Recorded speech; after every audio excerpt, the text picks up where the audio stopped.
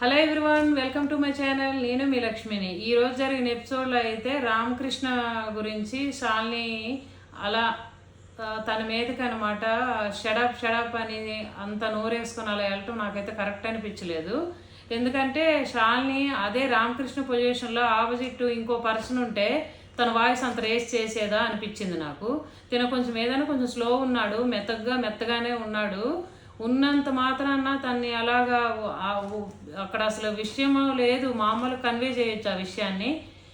చాలా దీనిగా అంటే తినేంటి అసలు నేనే గొప్ప, తిన మీద ఎలా అరిచినా కూడా నడుస్తుంది అనేటట్టు అసలు అంతగా అలాగ తను షడప్ అని అలాగా అనటం అయితే నాకైతే నచ్చలేదు.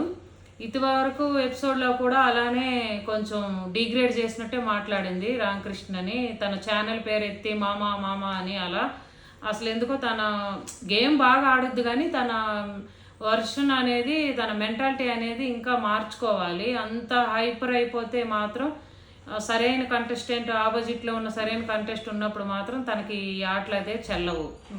తను లిమిట్స్లో తను ఉండి తన పాయింట్ని తను పెడితేనే కరెక్ట్గా అనిపిస్తుంది. ఈరోజు మాత్రం అన్నెసెసరీ ఆర్కేని పాయింట్ చేసి మాట ఆడినట్టు నాకైతే అనిపించింది. మీకేమనిపించిందో కామెంట్ సెక్షన్లో కామెంట్ చేయండి. Thank you for watching.